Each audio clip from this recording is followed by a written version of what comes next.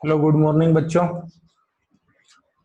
तो आज हम एक नए चैप्टर की शुरुआत करते हैं। बेसिक कॉन्सेप्ट, इंट्रोडक्शन, टर्मिनोलॉजी, ये तीन दो चैप्टर हम पढ़ चुके हैं।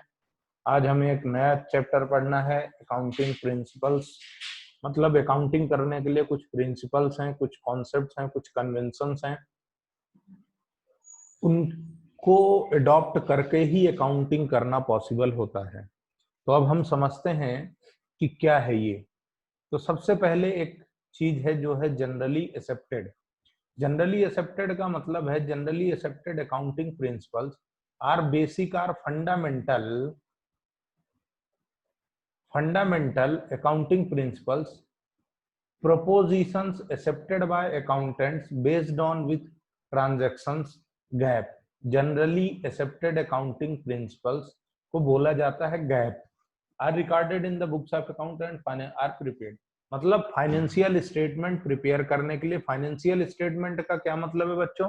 ट्रेडिंग P&L और balance sheet, notes to accounts, ये जो चीजें बनती हैं जो हमने फर्स्ट चैप्टर में पढ़ा है वो फाइनेंशियल स्टेटमेंट होते हैं। और इनको प्रिपेयर करने के लिए हमारे पास अकाउंटिंग, हमको किसकी जरूरत होती है? अकाउंटिंग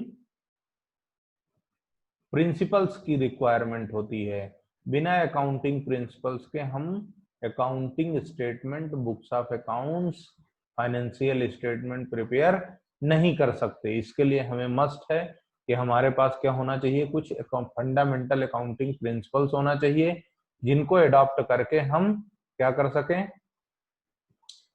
अकाउंटिंग कर सकें। तो उसको कहा जाता है जनरली एक्सेप्टेड। उसके बाद आया fundamental accounting assumption. Fundamental accounting assumption, इसको हम समझेंगे। पहले हम समझते हैं अकाउंटिंग प्रिंसिपल्स क्या है। तो accounting principle is the language of business to understand the accounting information and for maintaining uniformity and consistency. Accounting principles are necessary in accounting. Accounting करने के लिए, अकाउंटिंग को समझने के लिए, अकाउंटिंग इंफॉर्मेशन को समझने के लिए, पूरी की पूरी अकाउंटिंग को में यूनिफॉर्मिटी मेंटेन करने के लिए हमें जिस प्रिंसिपल की जरूरत होती है वो क्या कहलाता है? Accounting principle. यानी कि आप यूं कह सकते हैं कि अकाउंटिंग करने के लिए जो भी रूल्स, रेगुलेशंस, लॉ जो भी फॉलो किया जाता है वो क्या कहलाता है? अकाउंटिंग प्रिंसिपल, या फिर अकाउंटिंग कॉन्सेप्ट, या फिर accounting convention. Accounting principles are the norms or rules which are to be followed in treating various items। देखिए इन्होंने लिख दिया accounting principle are the norms or rules which are to be followed in treating various items of assets, liabilities, expenses, income। मतलब asset, liability simply कहें तो accounting करने के लिए जो भी रूल्स या रेगुलेशंस या नॉर्म्स की जरूरत है वो क्या कहलाता है? Accounting principle. Generally accepted accounting principle gaps means the rules are guideline for recording and reporting business transactions। जन अकाउंटिंग प्रिंसिपल का सिंपल सा मतलब क्या है? रूल्स, गाइडलाइंस या नॉर्म्स जो भी ट्रांजेक्शन्स को रिकॉर्ड करने के लिए काम करता है वो प्रिंसिपल ही क्या कहलाता है? Accounting principle. और ये क्या करता है? कंसिस्टेंसी मेंटेन करता है। अभी आगे अपन कंसिस्टेंसी प्रिंसिपल पढ़ेंगे, वो तो वहां पर कंसिस्टेंसी का मतलब समझेंगे। कंसिस्टेंसी का अभी आप इतना मतलब समझिए कि इसका कंसिस्टेंसी का मतलब ये है कि एक बार जो आपने अडॉप्ट कर लिया उस पर चेंज नहीं करेंगे, कंटिन्यूअस उसको फॉलो करेंगे। यूनिफॉर्मिटी, यूनिफॉर्म प्रेजेंटेशन होना चाहिए, यानी एक जैसा हर साल प्रेजेंटेशन होना चाहिए। ईयर बाय ईयर ये प्रेजेंटेशन आपका चेंज नहीं होना चाहिए, क्योंकि यदि आप बार बार चेंज करेंगे तो इसमें क्या होगा कि जो यूजर्स हैं आपके, जो इंटरनल और एक्सटर्नल यूजर्स हैं, उनमें कंफ्यूजन होगा, उनको समझने में दिक्कत होगी, क्योंकि हर किसी को अकाउंटिंग के फंडे नहीं आते हैं। इसलिए यूनिफॉर्म होना चाहिए ताकि लोग पिछले साल से कंपेयर करके इस साल की घटनाओं को समझ सकें। फीचर्स ऑफ अकाउंटिंग प्रिंसिपल क्या है? अकाउंटिंग प्रिंसिपल्स मैन मेड हैं, यानी हमने हमारे एक्सपीरियंस से बनाया है। हमने का मतलब है कि जो भी लोग अकाउंटिंग करते हैं उनको जो भी एक्सपीरियंस आया, जो भी दिक्कतें आई, उनके जो सॉल्यूशंस मिले, प्रॉब्लम्स, और उनके सॉल्यूशंस को ध्यान में रख करके अकाउंटिंग प्रिंसिपल्स डिजाइन किए गए। उसके बाद अकाउंटिंग प्रिंसिपल्स इसलिए बनाए गए ताकि कंफ्यूजन ना हो, यूनिफॉर्मिटी हो, कंसिस्टेंसी हो, फ्रॉड और एरर के चांसेस कम से कम हो। उसके बाद accounting principles are flexible. Flexible का मतलब ये है कि अकाउंटिंग प्रिंसिपल्स फ्लेक्सिबल होते हैं, यानी सिचुएशन के हिसाब से अप्लाई होते हैं। जैसी सिचुएशन होगी उस हिसाब से अकाउंटिंग प्रिंसिपल अप्लाई होगा। Accounting principle are generally accepted, यानी होल हर जगह एक्सेप्टेड है, ये हर जगह अप्लाई होता है। अकाउंटिंग प्रिंसिपल्स को दो कैटेगरी में बांटा गया है। एक कैटेगरी है अकाउंटिंग कॉन्सेप्ट और दूसरी कैटेगरी है अकाउंटिंग कन्वेंशन। अकाउंटिंग कॉन्सेप्ट और अकाउंटिंग कन्वेंशन में प्रिंसिपल्स, यानी प्रिंसिपल्स एक इंसान है और उसके दो बच्चे हैं, एक बच्चे का नाम है कॉन्सेप्ट और दूसरे का नाम है कन्वेंशन। ठीक है, अब इसको समझने से पहले हम थोड़ा सा और समझते हैं अकाउंटिंग स्टैंडर्ड के। अकाउंटिंग प्रिंसिपल के बाद हम थोड़ी सी चीज समझते हैं accounting standard. Are a set of guidelines generally accepted accounting principles issued by the accounting body of a country, that is Institute of Chartered Accountant of India ICI, that are followed for preparation and presentation of financial statement। ICI यानी institute of chartered accountants of India कुछ guidelines issue करती, set of guidelines issue करती है जिसको accounting standard कहा जाता है। Objective क्या है अकाउंटिंग स्टैंडर्ड का? यूनिफॉर्मिटी लाई जा सके और अकाउंटिंग प्रैक्टिसेस को ट्रांसपेरेंट बनाया जा सके। ट्रांसपेरेंट यानी फ्रॉड और एरर, धोखाधड़ी के चांसेस को कम किया जा सके, कंसिस्टेंसी बने रहे और कंपेरेबिलिटी बनी रहे। कंसिस्टेंसी यानी एक बार लगातार एक जैसी सेम चीज चलती रहे। कंपेरेबिलिटी आप यानी प्रेजेंट सिनेरियो को पास्ट सिनेरियो से कंपेयर कर सकें ताकि आपको ये समझ में आ जाए कि कोई गड़बड़ झाला तो नहीं है, कोई समस्या तो नहीं है, किसी ने कोई गुल तो नहीं खिला दिए, है ना। उसके बाद international financial reporting standard IFRS क्या है? IFRS वो स्टैंडर्ड्स हैं जो IASB इशू करता है, यानी international financial reporting board issue करता है। International accounting standard board issue करता है जो जिसका एग्जिस्टेंस 2001 में हुआ है। और ये क्या करता है? इसने 29 AS इशू करके रखे हैं अभी तक।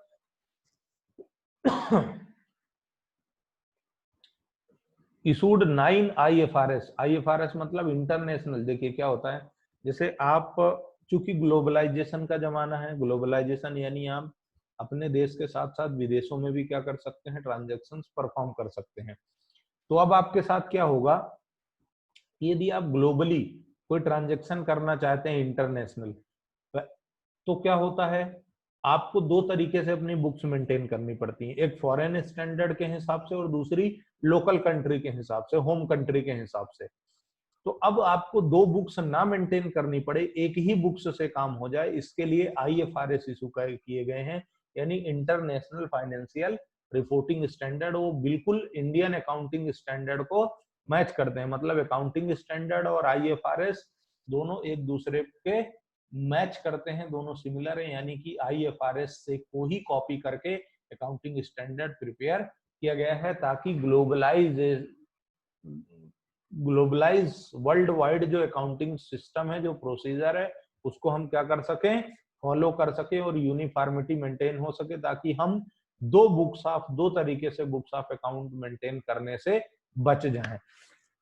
अब हम आगे आए तो हमने देखा IFRS compliant financial statement are financial क्या है, कंटेंट क्या है फाइनेंशियल स्टेटमेंट के, statement of financial position, comprehensive financial position यानी बैलेंस शीट, इनकम स्टेटमेंट यानी profit and loss, change in equity यानी ओनरशिप का जो ओनरशिप है उसकी डिटेल, कैश फ्लो स्टेटमेंट, और पॉलिसी क्या अडॉप्ट हुई है ये। कुछ अकाउंटिंग स्टैंडर्ड्स के आप नाम देख लीजिए, AS 1 से लेके 29 तक हैं। ये जो 3 स्टैंडर्ड हैं 31, 31, 32 अब ये ड्रॉप किए जा चुके हैं, अब ये एग्जिस्टेंस में नहीं है। इनके बदले में IND AS इशू है, IND AS की लिस्ट नीचे है इंडियन अकाउंटिंग स्टैंडर्ड की। ये कुछ एग्जांपल के तौर पर आपके पास है, यहाँ पर आप ये नोट्स मैं अटैच कर दूंगा, ये पूरा लेक्चर यूट्यूब पर डलेगा और यूट्यूब पर ये पूरी PDF file as it is attach मिल जाएगी आपको। चलिए अब हम अकाउंटिंग, थोड़ा सा सिनेरियो आप मेन याद रखिए कि अकाउंटिंग स्टैंडर्ड या फिर अकाउंटिंग प्रिंसिपल को क्यों डेवलप किया गया है,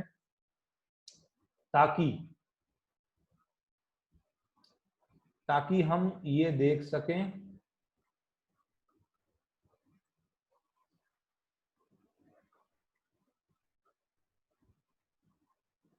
चलिए अकाउंटिंग प्रिंसिपल्स, अब हम एक एक करके अकाउंटिंग प्रिंसिपल समझते हैं। पहला प्रिंसिपल है business entity accounting. Business entity या फिर अकाउंटिंग एंटिटी प्रिंसिपल या फिर business entity principle, separate entity principle भी इस प्रिंसिपल का नाम है। इस प्रिंसिपल का ये कहना है कि जितने भी अकाउंटिंग एंटिटी प्रिंसिपल का ये कहना है कि जो बुक्स ऑफ अकाउंट्स मेंटेन होंगी वो हमेशा इस बात को ध्यान में रख के मेंटेन होंगी कि जितनी भी चीजें हैं से क्या मतलब है, जो अकाउंटिंग होगी उसमें इस बात का ध्यान रखा जाएगा कि ओनर और बिजनेस और बिजनेसमैन दोनों को सेपरेट रखा जाएगा और दोनों की सेपरेट अकाउंटिंग होगी। अब बिजनेस ओनर से क्या मतलब है, वो बंदा जो कैपिटल लगाता है, वो बंदा जो बिजनेस में पैसे लगाता है और बिजनेस को शुरू करता है, उसको क्या कहा जाता है, बिजनेसमैन। तो बिजनेसमैन की बुक्स ऑफ अकाउंट्स और बिजनेस की बुक्स अकाउंट्स दोनों सेपरेटली मेंटेन होना चाहिए, ऐसा ये अकाउंटिंग प्रिंसिपल या फिर बिजनेस एंटिटी प्रिंसिपल कहता है कि आपकी जो बुक्स ऑफ अकाउंट्स है उन बुक्स ऑफ अकाउंट्स को आपको कैसे तरीके से मेंटेन करना है कि दोनों सेपरेट हो। यानी कि जैसे मैं एक बिजनेसमैन हूं तो मेरी बुक्स ऑफ अकाउंट, मेरे पर्सनल एक्सपेंसेस सेपरेट मेंटेन होंगे और जो मेरा बिजनेस है उसकी books of account separately maintain होगी। दोनों का एक दूसरे से कोई कनेक्शन नहीं होना चाहिए और यदि है तो वो स्टेब्लिश होना चाहिए कैपिटल और ड्राइंग्स के रूप में। यदि मैंने यानी कि बिजनेसमैन ने बिजनेस में कुछ पैसा लगाया तो उसको कैपिटल के नाम से डिनोट करेंगे और यदि बिजनेसमैन ने बिजनेस से कुछ विड्रॉ कर लिया तो हम उसको ड्राइंग के नाम से डिनोट करेंगे। सिंपली अकाउंटिंग एंटिटी या फिर अकाउंटिंग बिजनेस एंटिटी या फिर सेपरेट एंटिटी प्रिंसिपल क्या कहता है कि डिस्टिंक्शन होना चाहिए ओनर और बिजनेसमैन के, बिजनेस और बिजनेसमैन दोनों के बीच में सेपरेट अकाउंटिंग होना चाहिए, उनके रिकॉर्ड्स सेपरेटली मेंटेन होना चाहिए, दोनों का कोई आपस में मिक्स नहीं होना चाहिए। नेक्स्ट है money measurement principle. Money measurement principle ये कहता है कि जितने भी अकाउंटिंग होगी, कोई भी ट्रांजैक्शन आपको रिकॉर्ड करना है तो उस ट्रांजैक्शन को रिकॉर्ड करने से पहले आपको ये इंश्योर करना पड़ेगा कि उस ट्रांजैक्शन की मॉनेटरी वैल्यू होना चाहिए। यानी कि एक ट्रांजैक्शन यदि एक ट्रांजैक्शन को हम मॉनेटरी टर्म में मेजर कर लेंगे तो ही उसको हम रिकॉर्ड कर पाएंगे। यदि मॉनेटरी टर्म में मेजर नहीं कर सकते तो हम उसको बुक्स ऑफ अकाउंट्स में भी मेंटेन नहीं कर सकते, यानी उसको हम रिकॉर्ड नहीं कर सकते।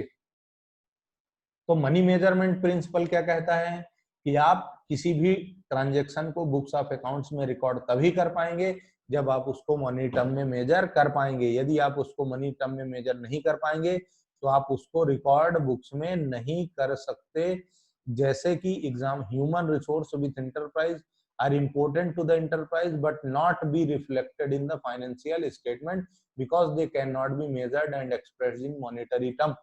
आप जो सैलरी दोगे, आप जो लाइट का बिल भरोगे, टेलीफोन का बिल भरोगे, परचेस करोगे, सेल करोगे, ये सारी चीजें तो आप बुक्स ऑफ अकाउंट्स में मेंटेन करेंगे, लेकिन वो चीजें आप बुक्स ऑफ अकाउंट्स में नहीं लिख सकते जो आप मनी टर्म में मेजर नहीं कर सकते। जैसे जो ह्यूमन रिसोर्स है, जैसे मैं हूं तो मैं अपने आप को क्या कहूं कि मैं 1 करोड़ का हूं, 10 करोड़ का हूं, अरब का हूं, ऐसा नहीं हो सकता। मेरी कोई मॉनेटरी वैल्यू मेजर नहीं हो सकती, इसलिए मैं अकाउंटिंग में रिकॉर्ड नहीं हो सकता। और मनी मेजरमेंट क्या कहता है कि आप बुक्स ऑफ अकाउंट्स जब मेंटेन करेंगे, जो ट्रांजैक्शन आप रिकॉर्ड करेंगे उसको लिखने से पहले आप ये श्योर करेंगे कि आपकी वैल्यू मॉनेटरी टर्म में मेजर होना चाहिए तो ही आप उसको कर पाएंगे, अदरवाइज आप उसको रिकॉर्ड बुक्स में नहीं कर पाएंगे। तीसरा है अकाउंटिंग पीरियड का प्रिंसिपल।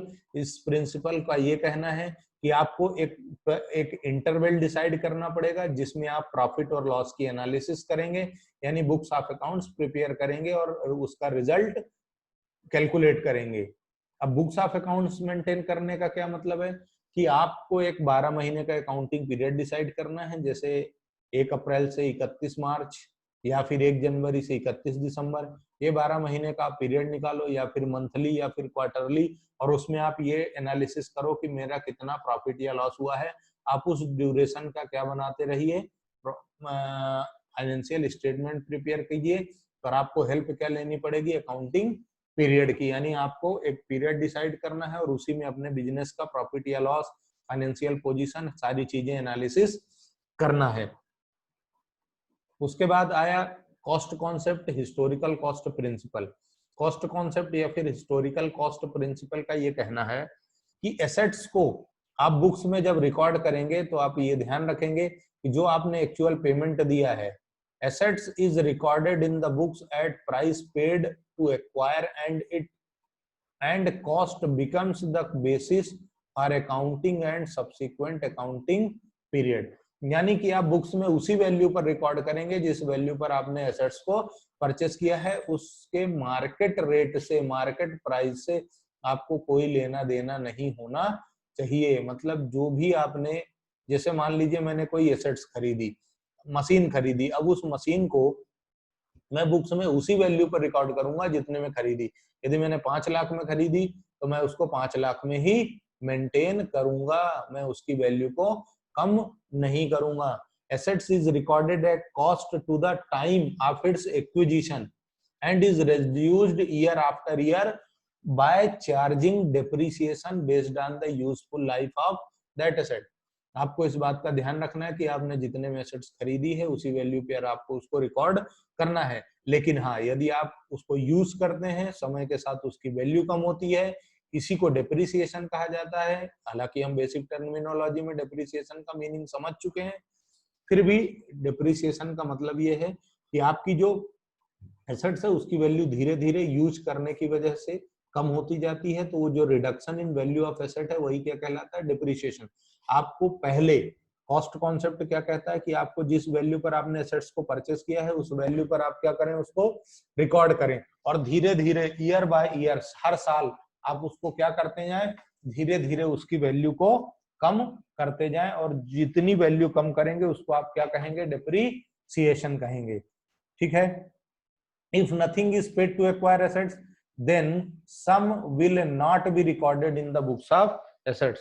यदि आपने उस एसेट्स को एक्वायर करने के लिए कोई पेमेंट नहीं दिया है तो आप उसको, उस एसेट्स को रिकॉर्ड बुक्स ऑफ अकाउंट्स में नहीं कर सकते।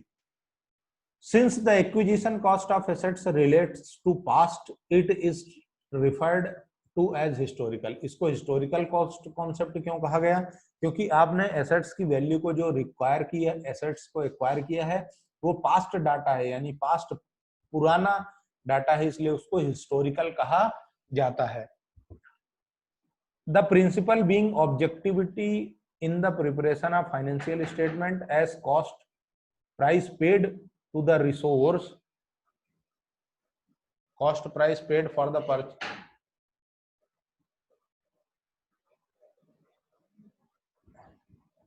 एक मिनट बच्चों, मैं 2 मिनट आ रहा हूं, उधर उधर दे दो, मैं क्लास ले रहा हूं।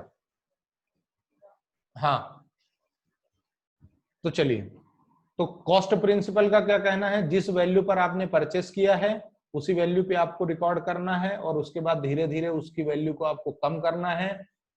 और ये जो इसकी कॉस्ट है ये पास्ट कॉस्ट है, यानी एक हिस्ट्री है, इसलिए इसको हिस्टोरिकल कॉस्ट कॉन्सेप्ट भी कहा जाता है।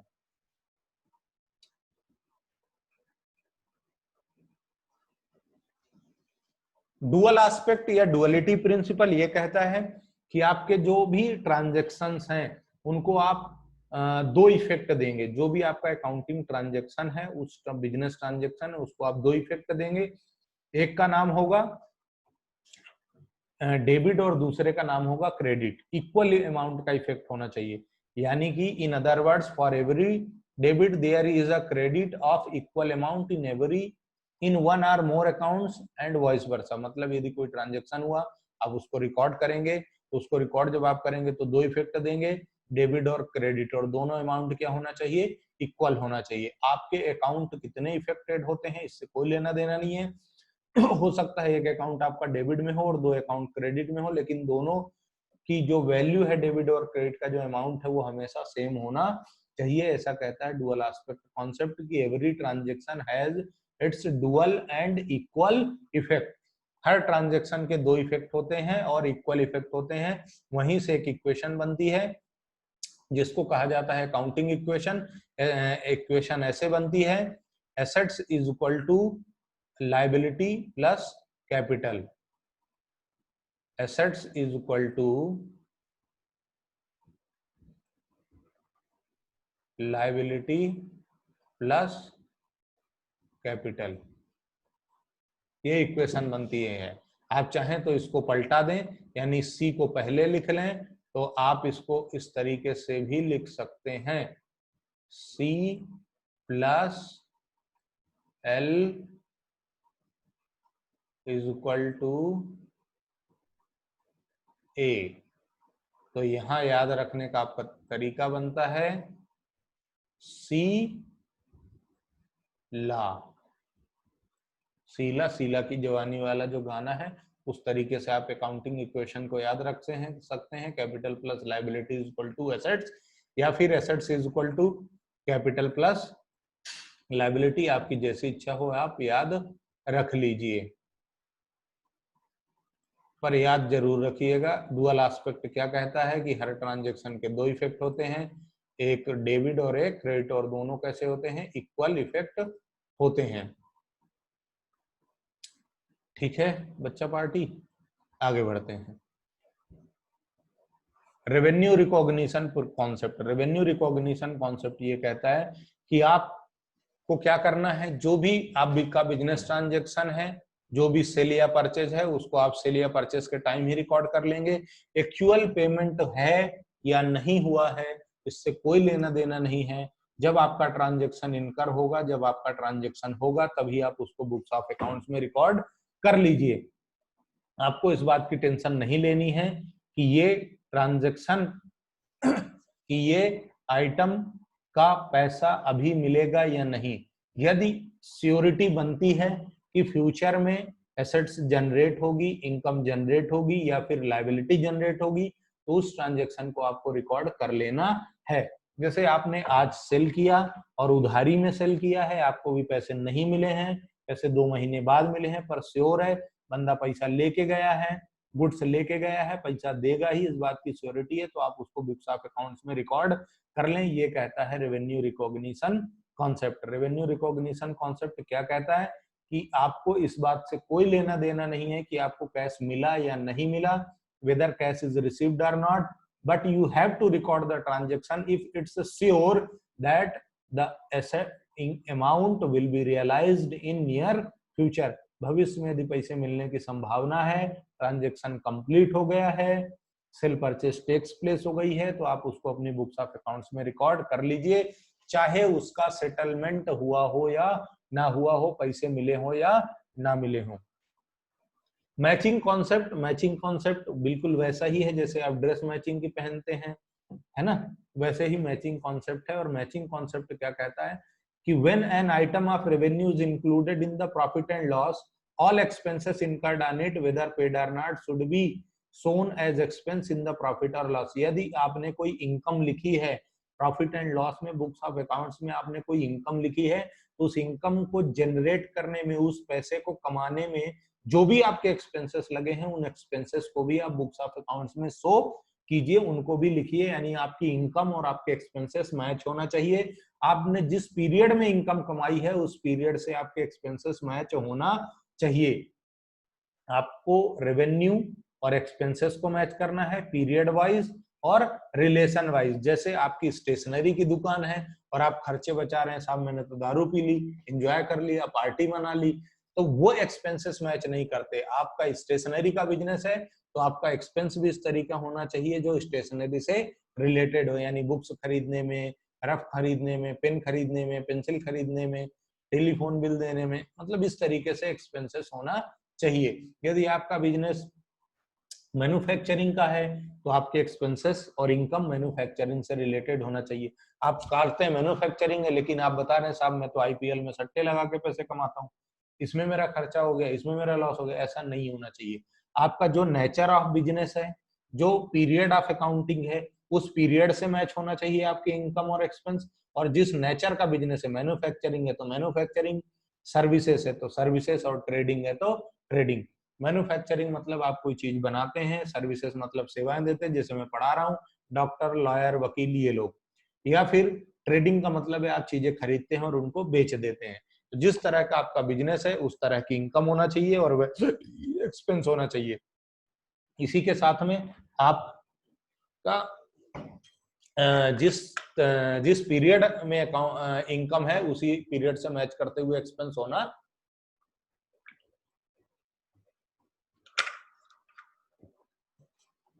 चाहिए। ठीक है, अब आगे आए फुल डिस्क्लोजर प्रिंसिपल। भैया एक स्टोरी सुनो। आप शादी ब्याह करते हो तो क्या करते हो? कुंडली मिलाते हो। कुंडली मिलाने से क्या होता है, आपके गुण, दोष, पाप जो भी हैं वो सारी चीज, जिनको पढ़ना आती है कुंडली, सबको नहीं आती। कुंडली मैच करने का क्या है कि जो भविष्य का रिश्ता है वो अच्छे से चले, जो भी गुण दोष हैं वो आज ही मालूम पड़ जाए, रिश्ता पक्का हो या ना हो। ऐसे ही फुल डिस्क्लोजर प्रिंसिपल है, और इसका कहना है कि जब आप बिजनेस शुरू करेंगे, बिजनेस आपका स्टार्ट होगा, तो आपको इस बात का ध्यान रखना है कि आपके एक्सपेंसेस और आपकी इनकम मैच होना चाहिए। सॉरी, फुल्ली डिस्क्लोजर देना है।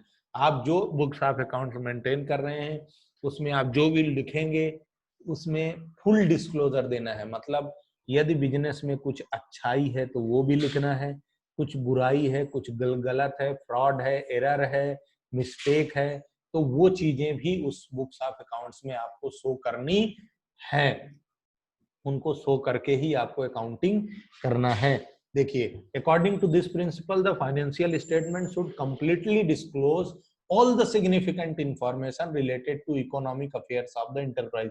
significant आपको सारी इंफॉर्मेशन देना है। what do you mean by significant information?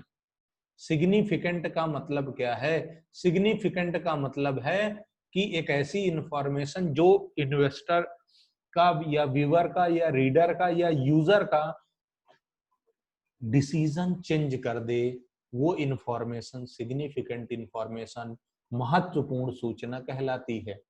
कोई ऐसी इंफॉर्मेशन है जो यूजर का डिसीजन चेंज कर दे। दो लोग हैं, कुंडली मिलाई, एक मांगलिक है, एक मांगलिक नहीं है, जैसे ही मालूम पड़ा ये बंदा मांगलिक है या बंदी मांगलिक है, अभी क्या होगा, डिसीजन चेंज हो जाएगा। क्यों? सिग्निफिकेंट इंफॉर्मेशन है। कोई भी ऐसी इंफॉर्मेशन है जिससे आपका नजरिया, आपकी सोच उसके लिए बदल जाए, वो क्या कहलाता है? Significant information. और जितनी भी सिग्निफिकेंट इंफॉर्मेशन है जो बिजनेस की इकोनॉमिक एक्टिविटी को इफेक्ट करेंगी फ्यूचर में, उन सभी को आपको डिस्क्लोज करना है नोट्स टू अकाउंट्स में। हमने फाइनेंशियल स्टेटमेंट में के कंटेंट क्या पढ़े हैं? P&L अकाउंट यानी इनकम स्टेटमेंट, पोजीशन स्टेटमेंट यानी बैलेंस शीट, और तीसरा है notes to accounts. Notes to accounts वो कुंडली है जिसमें आपको अच्छाई और बुराई दोनों चीजें लिखना है। मैं एक एग्जांपल देता हूँ। जैसे मान लीजिए कंपनी है और वो डिपॉजिट लेती है, जैसे बैंकों में एफडी होती है, ऐसे आप कुछ कंपनियां भी ऐसी होती हैं जो सरकार की परमिशन से क्या करती हैं, सरकार की परमिशन से डिपॉजिट एक्सेप्ट करती हैं, यानी लोगों से पैसे जमा लेती हैं, एफडी करती हैं।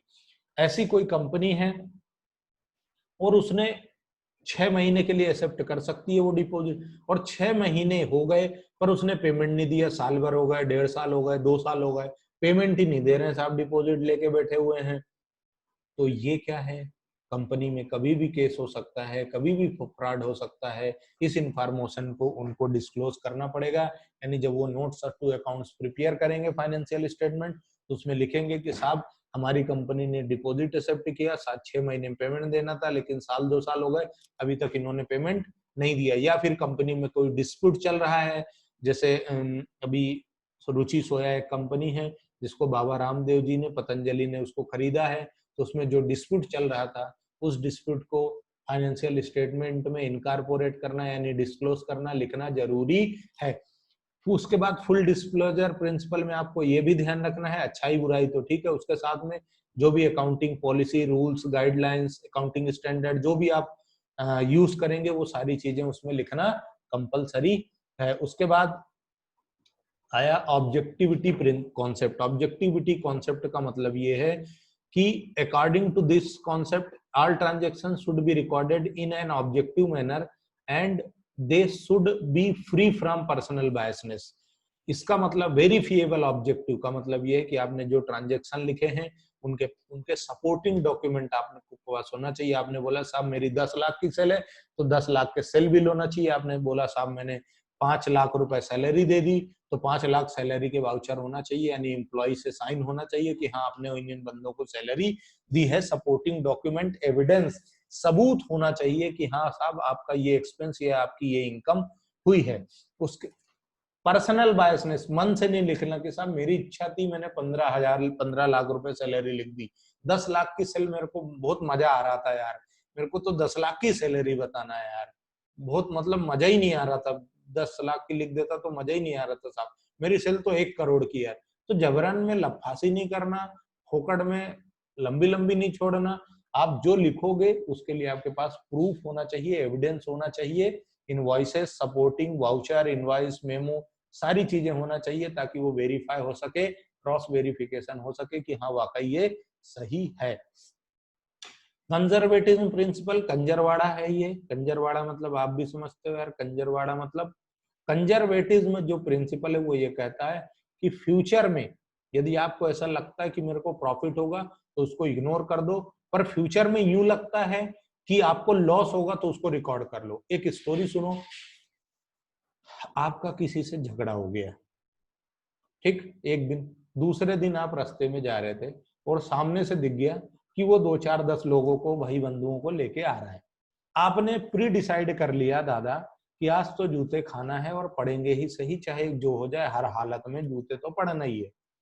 अब आप गए, आपको मार पड़ी, आपको इतनी तकलीफ होगी नहीं, क्यों? क्योंकि आप लॉस के लिए, नुकसान के लिए पहले से तैयार थे। आपको उतना दुख तकलीफ तो होगी यार, दर्द तो होएगा, मरहम पट्टी की जरूरत होगी, आयोडेक्स तो लगेगा, लेकिन आपको मन में इतनी तकलीफ नहीं होगी, आपका दिमाग इतना असंतुलित नहीं रहेगा कि यार दादा मेरे को मार पड़ गई। पर आपने ये सोच के गया होता कि दादा यार 10 आ रहे ना, 3-4 में तो दूंगा ही, जाते से ही दूंगा।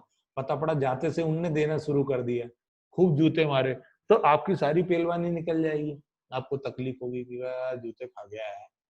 एक दूसरा सुनो, आप स्टूडेंट हैं, आपको पॉकेट मनी मिलती है, हर महीने आपको पॉकेट मनी मिलती है।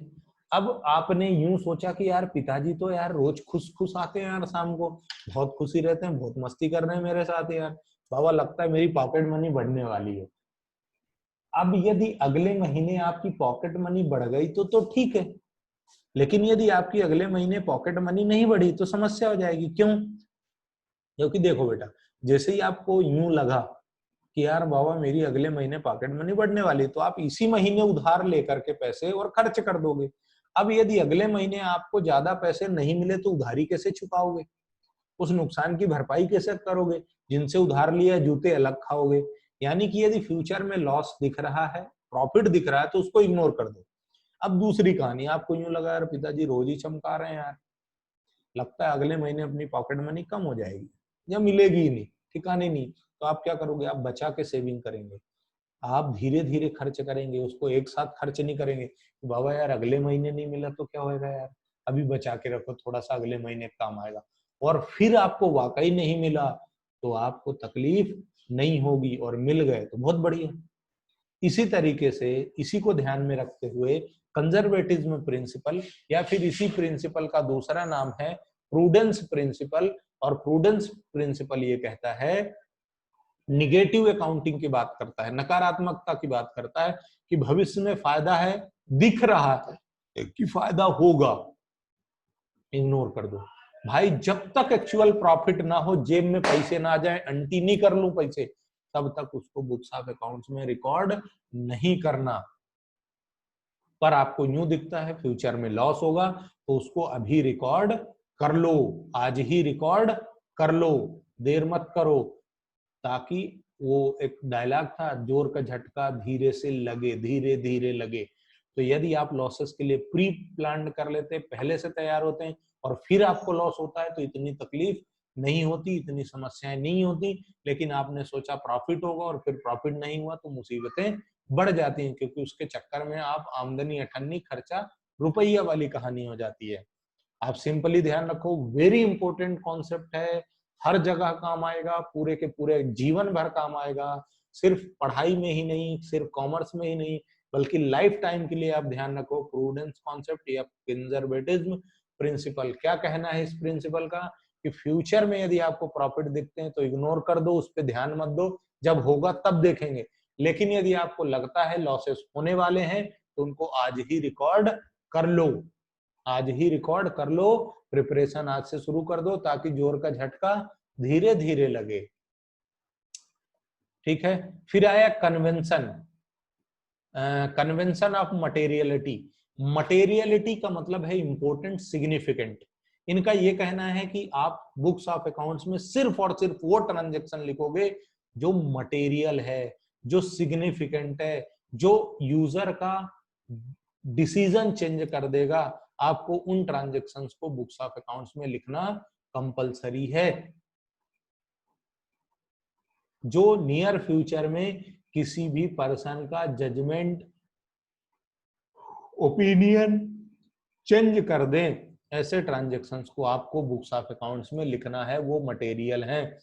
एग्जाम्पल के तौर पे, आपकी कंपनी है, उसमें किसी ने केस कर दिया, 5 लाख रुपए आपको भविष्य में देने हैं, वो केस चल रहा है, तो आप उसको बुक्स ऑफ अकाउंट्स में शो करो कि दादा मेरे खिलाफ केस चल रहा है, हो सकता है मेरे को 5 लाख का कंपनसेशन देना पड़े।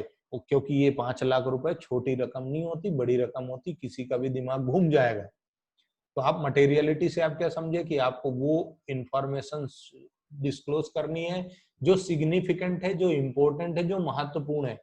आप चिंदी चोरी मत करो, जो छोटी इंफॉर्मेशन है, जिनसे कोई लेना देना नहीं है, उनको आपको लिखने की भी जरूरत नहीं है। जो किसी का ओपिनियन, किसी का डिसीजन चेंज नहीं कर सकती, इतनी भी औकात नहीं है उस इंफॉर्मेशन की डिसीजन बदल दे, तो वो इंफॉर्मेशन आपकी इनसिग्निफिकेंट है और इसको लिखने की जरूरत नहीं है। सिर्फ वो लिखो जो जरूरी है। तो यहां से आपके अकाउंटिंग प्रिंसिपल्स कंप्लीट होते हैं। लेकिन अभी इसमें 3 प्रिंसिपल्स बच गए हैं, जिनको बोला जाता है बेसिक अकाउंटिंग प्रिंसिपल्स, जो मैं अब फिर से आपसे डिस्कस कर रहा हूं।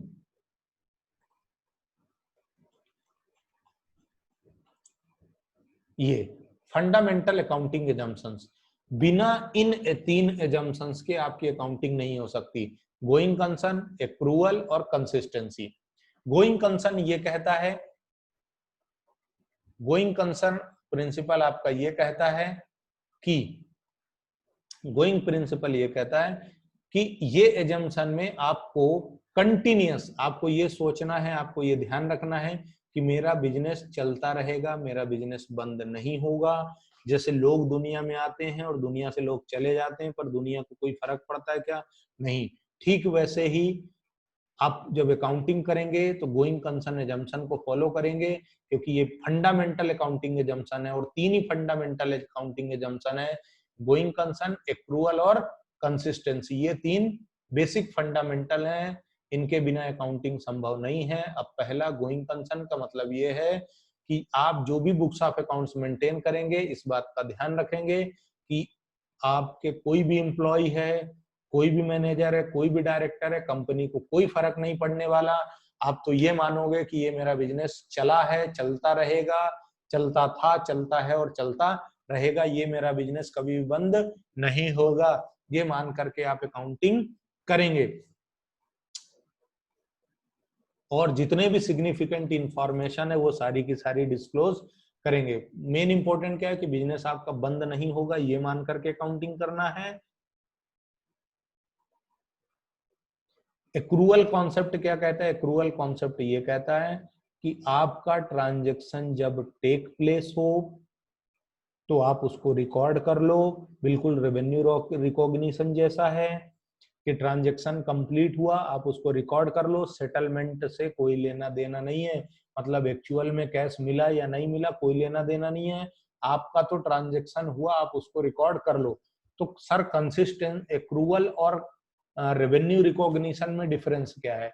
ठीक है बेटा, रेवेन्यू रिकॉग्निशन जो है वो इनकम के श्योरिटी की बात करता है, प्रॉफिट या लॉस के श्योरिटी की बात करता है, लेकिन एक्रूअल कॉन्सेप्ट किसी भी बिजनेस ट्रांजैक्शन, जितने भी बिजनेस ट्रांजैक्शन है उन सब के लिए बात करता है कि यदि आपका ट्रांजैक्शन कंप्लीट हो गया और उसका सेटलमेंट नहीं हुआ है तो भी आप उसको रिकॉर्ड कर लो।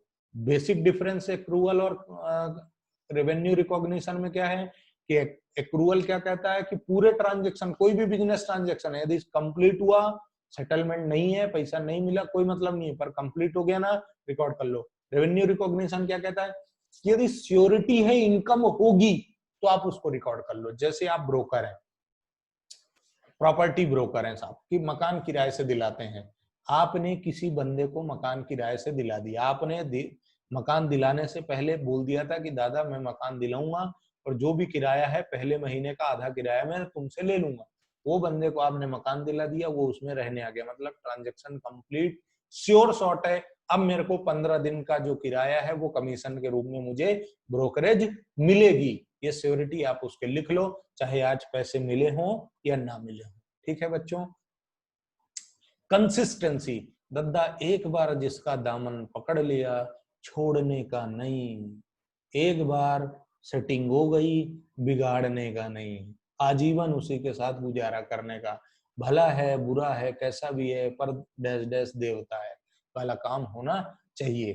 तो कंसिस्टेंसी क्या कहता है? आपने, अब पढ़ाई की बात कर लें, कंसिस्टेंसी ये कहता है कि आपने एक बार जो accounting policy, rules, regulations, guidelines, method, accounting standard जो भी अडॉप्ट कर लिया एक बार, आप उसको कभी भी चेंज नहीं करेंगे, आप उसी को लाइफ टाइम फॉलो करेंगे। जब तक आपका बिजनेस चलेगा तब तक आप उसी rule, regulation, guideline, method, policy, accounting standard उसी को फॉलो करेंगे, यूनिफॉर्मिटी आप मेंटेन करेंगे, उसको आप चेंज नहीं करेंगे। ठीक है बराबर। तो अब आगे देखिए, लेकिन छुप छुप के मिलने में, मिलने का मजा आता है या आएगा, ये आपका अनुभव, गाना तो ऐसा है कि आएगा। अब आगे समझो।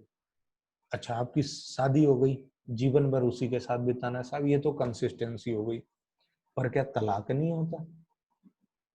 होता है ना। ऐसे ही एक बार जो मेथड, गाइडलाइन, पॉलिसी अडॉप्ट कर ली, अब आप उसको बदल ही नहीं सकते, ऐसा है। लेकिन कुछ कंडीशंस हैं जिनको फॉलो करके आप बदल सकते हो। जिससे तलाक आप किसी भी रीजन से ले सकते हो क्या? नहीं, जस्टिफाइड रीजन होना चाहिए। वैसे ही अकाउंटिंग पॉलिसी, मेथड, रूल्स को बदलने के लिए भी फिक्स रीजन है, और वो 3 रीजन है कि आप चेंज कर सकते हो। पहला रीजन ये है कि आपका लॉ चेंज हो जाए, अकाउंटिंग स्टैंडर्ड चेंज हो जाए, या फिर बेटर प्रेजेंटेशन हो पब्लिक इंटरेस्ट में। एक बार जो आप अडॉप्ट कर लोगे उसको चेंज नहीं करोगे, कंसिस्टेंटली अप्लाई करोगे। पर यदि आपकी तलाक लेने की नौबत आ गई तो तलाक लेने के लिए आपके पास सिर्फ और सिर्फ 3 ही रीजन है। उस मेथड से आप तलाक कब ले पाओगे? जब आपका लॉ बदल जाए, आपका क्या हो, लॉ चेंज हो जाए। जैसे पहले कंपनीज एक्ट 1956 चलता था, अब चलता है क्या, कंपनीज एक्ट 2013। लॉ बदल गया, अब आपको भी बदलना पड़ेगा। पहले क्या चलते थे, gap, generally accepted accounting principle, फिर क्या आया, अकाउंटिंग स्टैंडर्ड। लॉ बदल गया, आपको भी बदलना पड़ेगा। अब धीरे धीरे क्या आ गया, अकाउंटिंग स्टैंडर्ड से इंडियन अकाउंटिंग स्टैंडर्ड आ गया, तो अब आपको फिर से रूल आपके बदल जाएंगे। जैसे अकाउंटिंग स्टैंडर्ड 6 डिप्रिसिएशन के लिए था और अकाउंटिंग स्टैंडर्ड 10 फिक्स्ड एसेट के लिए था, दोनों चेंज हो गए और दोनों मर्ज हो गए, दोनों का मिलन हो गया। अब दोनों बन गए, यानी 6 खत्म कर दिया और 10 का नाम कर दिया प्लांट प्रॉपर्टी एंड इक्विपमेंट, यानी डिप्रिसिएशन और फिक्स्ड एसेट्स दोनों प्रिंसिपल को मिला के एक कर दिया। तो अब लॉ बदल गया, अकाउंटिंग स्टैंडर्ड बदल गया, तो आप भी अपने रूल मेथड पॉलिसी बदल लेंगे। या फिर आपने ये जो चेंज किया है, इस चेंज की वजह से आपकी का प्रेजेंटेशन बेटर हुआ और पब्लिक इंटरेस्ट में है, तो आप उसको बदल सकते हैं। एक बार फिर से समझ लीजिए, फंडामेंटल अकाउंटिंग एजम्पशंस या अकाउंटिंग प्रिंसिपल या अकाउंटिंग कन्वेंशन तीन है। गोइंग कंसर्न, एक्रूअल और कंसिस्टेंसी। गोइंग कंसर्न मतलब जीवन भर बिजनेस चलता रहेगा, कभी बंद नहीं होगा, ये मानकर हम अकाउंटिंग करेंगे। एक्रूअल का क्या क्या कहता है कि भैया ट्रांजैक्शन कंप्लीट हुआ, सेटलमेंट नहीं हुआ तो भी कोई टेंशन नहीं, अपन तो बुक्स ऑफ अकाउंट्स में इस ट्रांजैक्शन को लिख लो। कंसिस्टेंसी कहता है सेटिंग हो गई दादा, छोड़ने का नहीं, बुलाती है तो जाने का। कंसिस्टेंसी क्या कहता है, एक बार जो रूल मेथड पॉलिसी अडॉप्ट कर ली उसको बदलने का नहीं। बदल सकते हो क्या? यस, बदला जा सकता है, लेकिन 3 रीजन है, ध्यान रखना 3 ही रीजन है। पहला रीजन, लॉ बदल जाए, लॉ की रिक्वायरमेंट चेंज हो गई। दूसरा, अकाउंटिंग स्टैंडर्ड चेंज हो गया। लॉ में मैंने बताया कंपनीज एक्ट 1956 से 2013 हो गया। अकाउंटिंग स्टैंडर्ड 6 और 10 मिलके 1 हो गए, अकाउंटिंग स्टैंडर्ड बदल गया। तीसरा, बेटर प्रेजेंटेशन और पब्लिक इंटरेस्ट, आप चेंज कर सकते हैं। ध्यान रखना, पढ़िए, जो भी डाउट है मुझे पूछ सकते हैं, मैं आपके डाउट्स लेने के लिए रेडी हूँ। मेरे नंबर यहाँ डिस्प्ले हो रहे हैं, मैसेज कर सकते हैं, व्हाट्सएप कर सकते हैं, आपको बिल्कुल रिप्लाई मिलेगा, आपके डाउट सॉल्व किए जाएंगे। चलिए, ये लेक्चर यूट्यूब पर डला है, इस लेक्चर का पूरा पीडीएफ फाइल यूट्यूब के लिंक में होगी, आप उसको वहां से डाउनलोड कर सकते हैं। और आप ऐसा भी नहीं कर सकते तो मेरी मोबाइल एप्लीकेशन है, आप उसको डाउनलोड कर सकते हैं। ये जो ऊपर नाम डिस्प्ले हो रहा है, इसी नाम से मेरी मोबाइल एप्लीकेशन है, इस आप सर्च कर सकते हैं प्ले स्टोर में, आप उसको डाउनलोड कर सकते हैं। वहां पर ये सारे वीडियो अपलोडेड हैं, नोट्स भी अपलोडेड हैं, चैट बॉक्स दिया हुआ है उसमें, आप उसमें से डायरेक्ट मुझे मैसेज करके डाउट पूछ सकते हैं।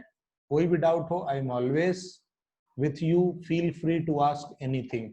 Thank you very much, support कीजिए और वीडियो को ज्यादा से ज्यादा शेयर कीजिए, चैनल को सब्सक्राइब कर लीजिए ताकि जैसे ही मैं एक नया वीडियो डालूं आपको अपडेट मिलते रहे। थैंक यू वेरी मच बच्चों।